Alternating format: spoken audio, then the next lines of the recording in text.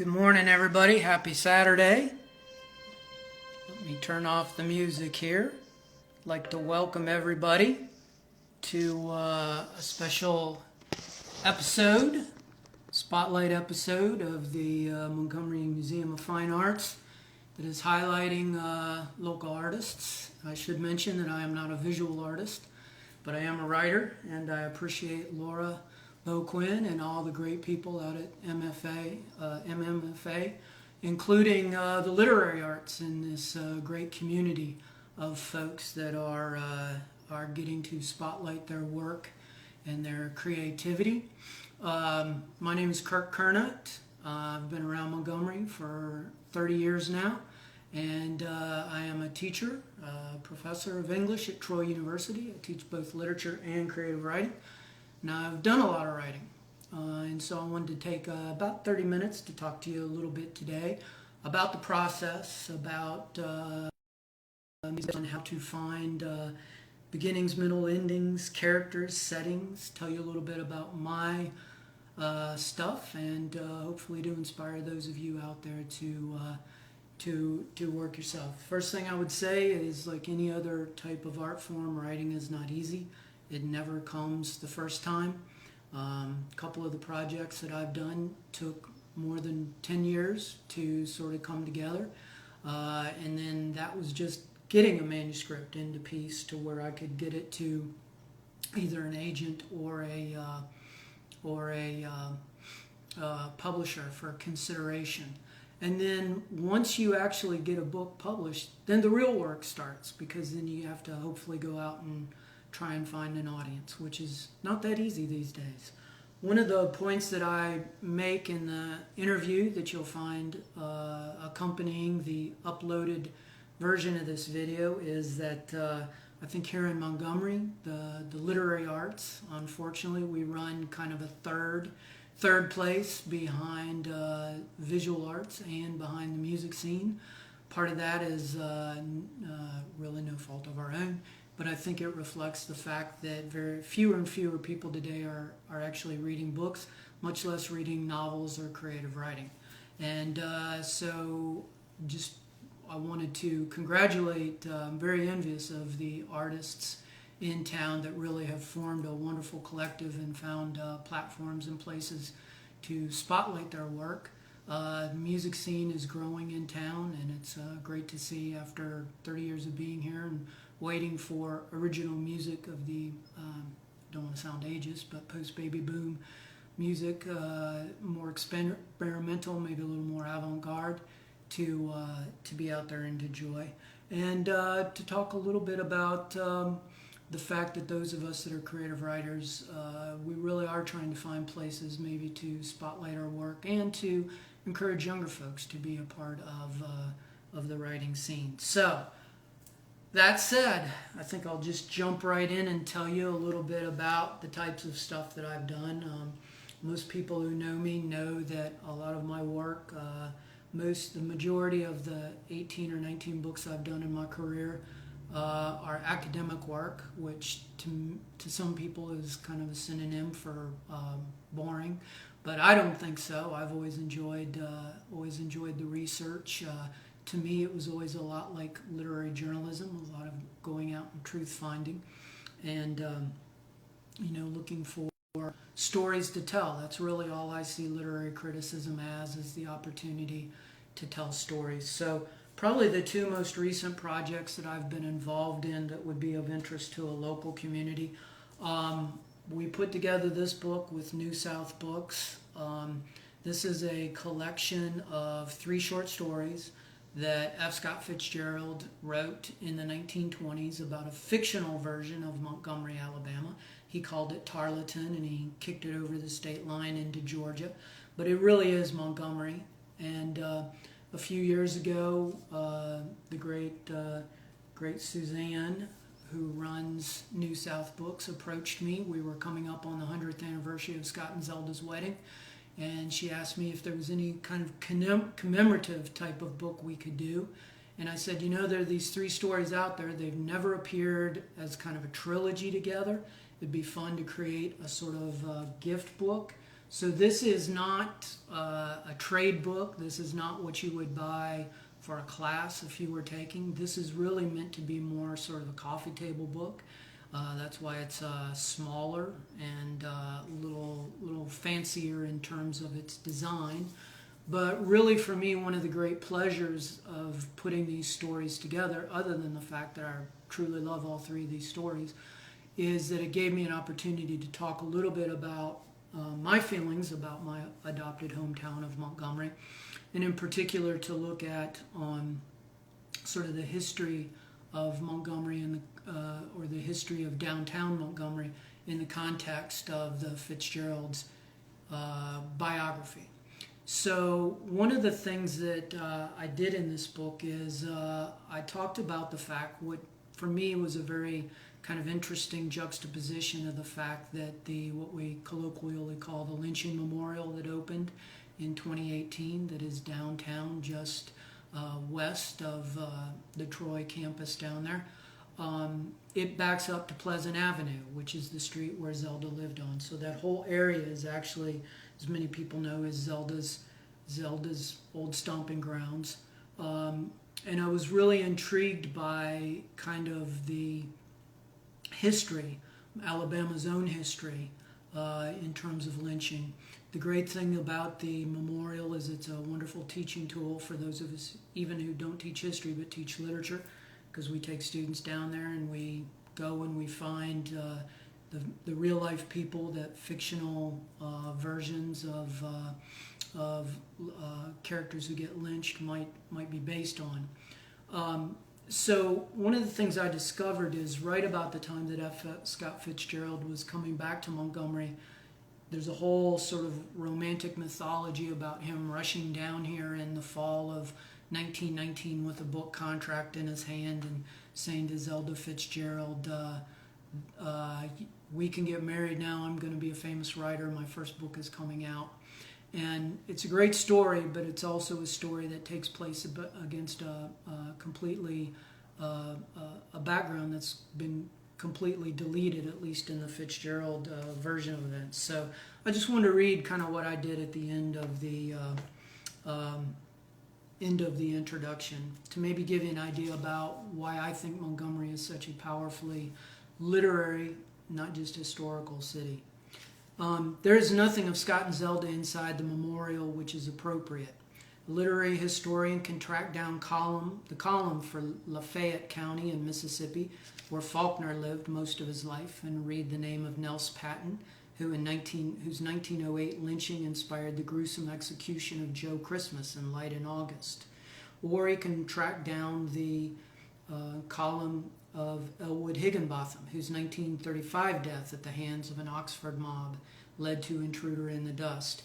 Yet the Tarleton stories take place in a very sanitized, privileged Montgomery, where there's no whisper of Miles Pfeiffer or Robert Krosky, two black veterans of the Great War hunted down in the woods outside of Montgomery on phony charges of assaulting a white woman, or of John Temple, shot dead in a hospital ward after killing a white policeman. All three of those men were murdered on September 29th and 30th, 1919, as Scott Fitzgerald planned the trip that would inspire the short story The Ice Palace, which is in this book and takes place partially at Oakwood Cemetery. Their deaths were part of a nationwide wave of white supremacists we now call Red Summer, which Fitzgerald never ever wrote about. The only thing connecting the Lynching Memorial to Pleasant Avenue is an intervening strip of east-west asphalt called Mildred Street. I suppose many of you know it well. Although the road isn't abnormally wide, stand on either side of the gulf between those two places, only 50 yards apart, and the space seems insurmountable. There just feels like no honest way to bridge the gap between unimaginable black suffering and delicate white poignancy, between the historical crime and literary beauty, between Toni Morrison, and I should note that there is a inscription from her phenomenal novel Beloved from 1987 that as you exit the Lynching Memorial you see, and F. Scott Fitzgerald. Yet as Fitzgerald himself once wrote, the test of a first-rate intelligence is the ability to hold two opposed ideas in mind at the same time and still retain the ability to function. Too often we want to reconcile incongruous chapters of history, forcing the pieces to fit to convince ourselves we can solve the puzzle and make it whole. Contrast can be as illuminating as unity, though. It reminds us that the friction generated along the border between two incompatible things prevents us from oversimplifying the stories we tell. And if the story of Zelda's hometown deserves anything, it's not to have its contradictions artificially resolved. So that was part of my intent in writing that, was to sort of acknowledge that when you visit the Lynching Memorial, that you are really right up against Pleasant Avenue. And we can't make those two things whole, I don't believe. It's the juxtaposition that should teach us something about the brokenness of Montgomery and the brokenness of the South. The other recent project I was recently involved in is this great collection of short stories put together by Don Noble. We often tease him and call him the Edmund Wilson of Alabama, a great literary critic. You probably know his reviews and know his TV show. But Alabama Noir is a book that features writers from all over the state, great folks, Ravi Howard, Wendy Reed, Ace Atkins, Daniel Wallace, lots of famous people, and then myself. And sort of the assignment for each of these books was you picked a specific region or space that was yours in Alabama, and you wrote a crime story about it. Now, I kind of, honestly, I kind of muffed my assignment because I was supposed to do Montgomery, and I had written a noir novel about Montgomery that a lot of people sort of remember in town called Dixie Noir. It takes place in Montgomery. But I really felt like I had done Montgomery, and in the time since then, I had sort of been transferred out of downtown Montgomery and teaching in Troy, Alabama, which, as people know, is about 40 miles south. So I put my story on Highway 231, which is a unique drive to say the least. And when the collection was turned in, the publisher kind of freaked out a little bit because it wasn't sure if I had actually fulfilled my duty. And, I said, well, I could crank out a Montgomery story, but you know what? We have a friend of ours locally, Marlon Barton, who's a phenomenal writer, has a novel coming out next month, and we'll be doing a reading at New South. And so why don't you ask Bart to do the Montgomery story, and I'll take Pike County, and you can label mine that. So my story is called Bubba and Romy's Platonic Bender. It's about those kinds of friendships between men and women that sort of get beyond sex, and you have that sort of pure, wonderful sense where all of that is gone, and you can just be pals and tease each other. And so this is a crime story in which this bartender named Bubba, and you probably are familiar with the real life prototype of this character. Wrote about him in Dixie Noir too. And his best friend, who is a masseuse named Romy, are out driving around and stopping at all these bars. And it's kind of a tall tale, kind of progresses. Romy isn't really sure why Bubba is doing all this. And lo and behold, you find out at the end that there's an issue. But this is a little scene that I wrote, and this is kind of a model of what I might use if I were teaching students to write about setting and to write about the visual place. I spent so much time writing down 231 that I was well familiar with every sort of abandoned prehistoric lot that is left to fall over there. So it goes like this. They drove down Highway 231, where Bubba hit a raceway for vodka and OJ. He mixed screwdrivers in a jug and traded sips with Romy while Emmylou Harris played on the CD. 3 songs in, Bubba realized he was lit. It's a song about drunk driving. Don't do that at home, folks. 5 songs in, Romy fell asleep. Temple to the window. The farther south they drove, and the drunker Bubba grew, the less he watched his rear view for headlights. Occasionally, he plucked the pen off his shirt and pressed it against the dashboard speaker. Mostly, his attention lingered over the landmarks along the 2-lane blacktop, a pretty blatant allusion to Monty Hellman's fabulous movie of the same name. Highway 231 was littered with detritus from every southern motel chain, service station, and diner to ever go bust.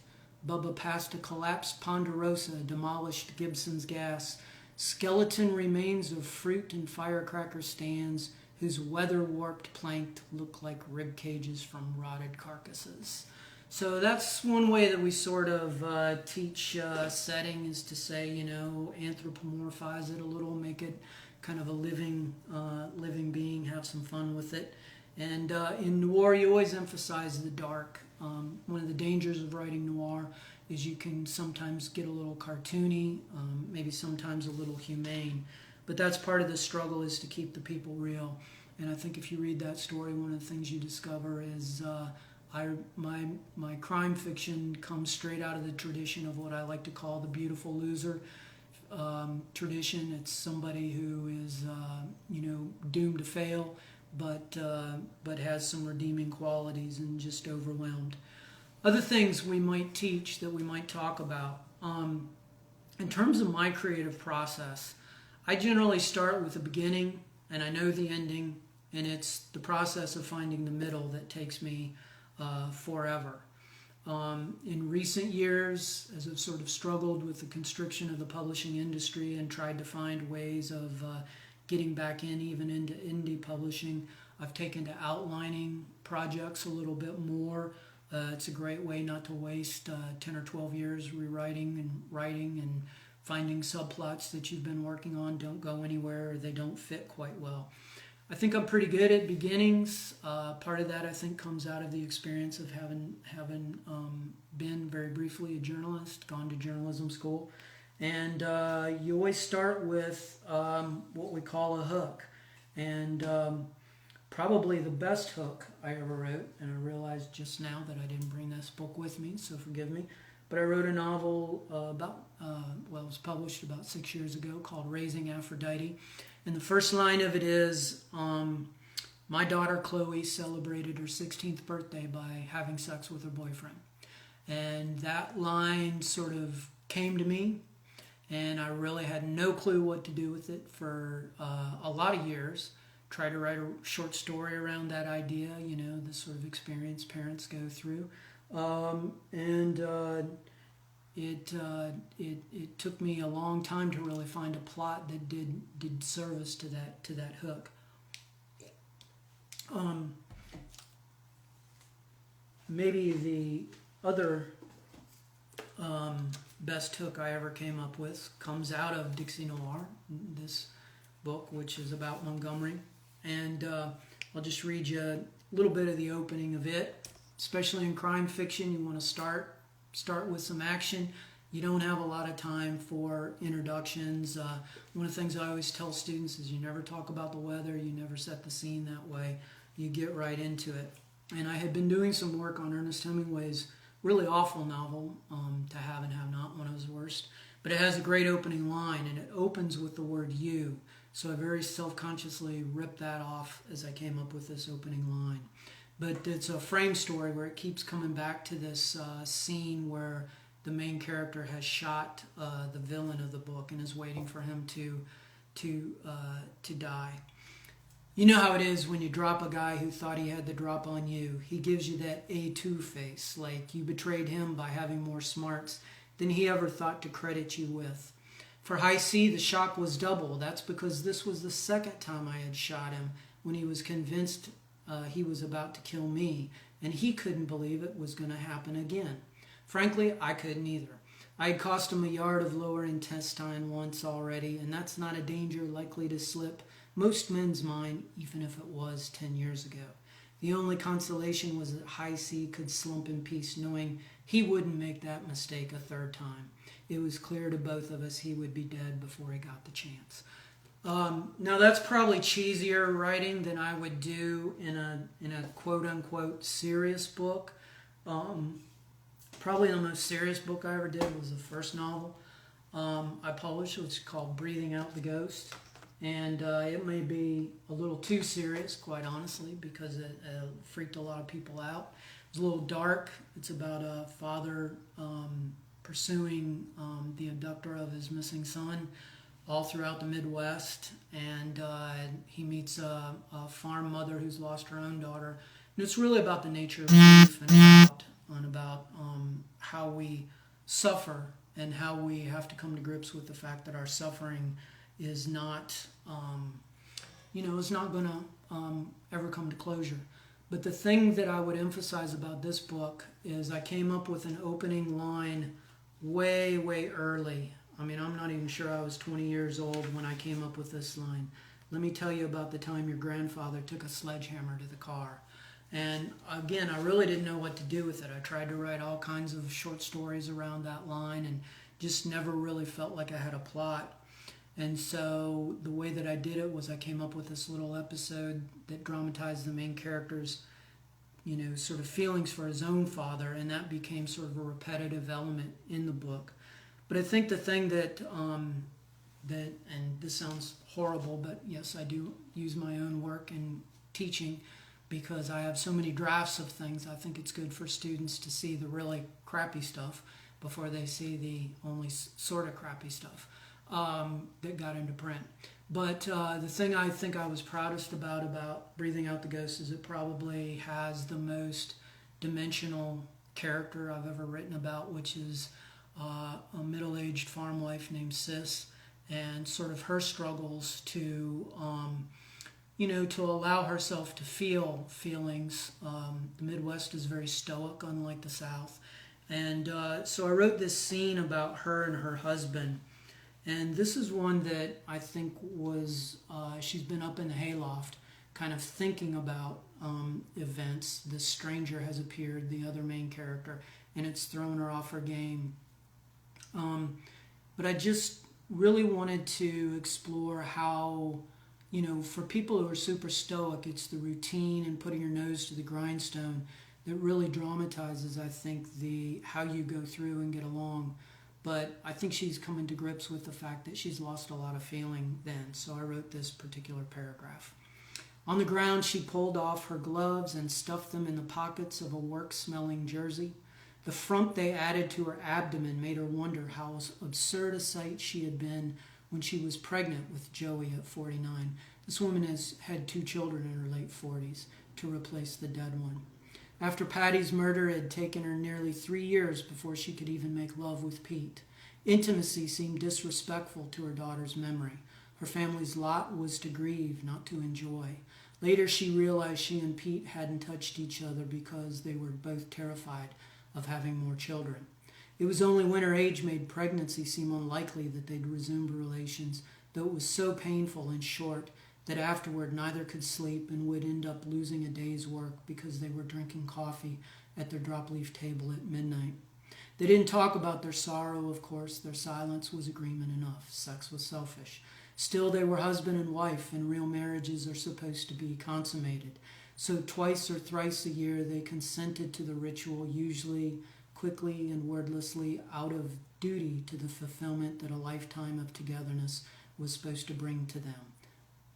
So that's kind of the intensity of emotion I guess I always strive for in my work. Like I said, I'm not sure there's really a market for that kind of dark, deep, really super bummer, you might call it, sort of experience. I used to get asked a lot, why no happy stories, why no happy resolutions or anything. And I guess what I always say to students is, if you want happiness or uplift or fulfillment, that's out there. It's usually in, in business writing or in public relations or in those kinds of things. And I think art is really a place for us to sort of explore the darker side. In terms of endings, like I said, I always seem to know where the ending is gonna find itself. It's just getting to that point. I also really like to experiment with forms and try to find what we call sort of extended metaphors, different structures, maybe like writing story in the form of Twitter, which has been done to death in the past 10 years. But I did a story one time in a collection of short stories that I did called Baby Let's Make a Baby, and I will say that is the dumbest title ever for a book of short stories, but the stories are, I think, pretty good. I finished it with a story that at the time was supposed to be, now this is 20 years ago, it was supposed to be kind of a takeoff on the old Behind the Music documentaries. So I used the form of an oral history, which is itself kind of a cliche now. You see that in a lot of books, a lot of web articles, the oral history of The Office or something stupid like that. But the idea was to take kind of a teen pop star and show her, 10 or 12 years later watching the documentary of her life. And I won't give away, I can't read the endings of these because then it kind of ruins all the middle. But I did want to give you a sense of all of the stories in this book were really wrapped around an epigraph that I found by this guy named Andre Moroy called Aspects of Biography. And I'll just read you the epigraph. A young French writer who was asked by a publisher for a life for a series of biographies replied, "Certainly, but I don't know any history. You choose a character. All I demand is that it shall be a man or a woman who had a consistent desire to give a certain direction to his or her life and was always brought up against a closed door." So all of these stories are about the shape of our lives and about people trying to find forms, where the story of your life goes once you've been through some sort of significant event or something life-changing. And again, I think for me, aesthetically, the idea is there's no such thing as closure. So I had this image of a young woman walking out of the mixing studio where they're doing her life story in a documentary. And just to give you kind of the shape, she's there with her young daughter. The way that this motif, these sort of recurring metaphors or symbols, we might call them, come back in. She's toting her daughter around on her hip. After a few paces, they come to the crosswalk at the block's end. Toward the middle of the intersection, Tori goes for another swing. Only this time she's dropping her shoes to the pavement. She misjudges the height of the curb and trips, nearly spilling Beth and her other daughter on top of her. Beth catches her balance and reprimands Tori with a brisk tug. The kid is playing that game, where the kids jump up and down and try and swing in your arms. But it doesn't do a whole lot of good. A few yards farther on and the girl is back to having her fun again, and the risk of a tumble is something that doesn't exist in her world. As Beth tries to leverage her weight to prevent another fall, she's aware of how literally her responsibilities pull her in different directions. She knows her trundling isn't exactly graceful or poised. Her pace speeds and slows to compensate for Tori. Every third or fourth step requires a half hop to keep the child in line. Should mention that this image was inspired. I was in Atlanta one time, happened to just be following a mother trying to walk with two kids. She probably should have helped out instead of observing, but for the artists, we got to keep a little detached, I guess. Beth imagines what a lumbering sight she must be in the eyes of fellow pedestrians. But that's the true rhythm of living, she figures, not a determined stride along a straight line, but the awkward step, the unsure footing. She thinks again of the documentary, how it's an invading column of soldiers, how those events were presented as so resolutely linked as to have their own logic, their own inevitability. There was no room for accident, for any fortuitous incident to occur outside the causal chain. Her life has never felt that neat or arranged. Maybe that's why the telling of her story, or what was supposed to be Beth's story anyway, struck her as superficial, as artificial even. Because once you accept the essential ungainliness of life, its flat-footed indirection, there's no more believing in form. The drama of accumulating days doesn't add up to an outline that's linear, a pyramidal, or circular even. Time merely unfolds in a shape that's, misshapen. Or maybe Beth decides shapeless. Yes, the shape of life is shapelessness itself. Now that's not the real ending, but that's kind of where you work through your motifs and you find your kind of sense of your direction. Just a couple other things I might note. These are just things that I teach as we're plugging along. One thing I always tell my students to create your own style and to be specific. We just started creative writing class this week, and they're already getting this preached to them. I do not allow them to use it is, there are. They cannot use any word that has thing in it, like something, anything. And it's very difficult because one of the effects of social media is to really make us all speak much more abstractly than we are capable of. And so one of the things we're always doing is trying to impress upon students to write as specifically, visually, as evocatively as possible. And it's a frustrating experience. They will bring me books all the time where the first words are, "it was." And I'll say, yeah, but that person could get away with it. And you're in an environment where if you want to stand out, you probably can't. So that's really sort of my whole 30 minutes of a sermon there. Again, I want to thank the museum for the opportunity to regale you with some of these scenes. Some of these things, honestly, I haven't looked at in probably 20 or 15 years, so it's nice to revisit them myself. But I guess if I had one piece of advice for folks that want to get into the literary arts, it is simply to sit down, do not let the blank page intimidate you. Just start, stop, keep going over, and always revise. So thank you, and hope to see you out in the streets of Montgomery at some kind of art festival, whether it's visual arts, whether it's music, or whether it's the literary arts, very soon.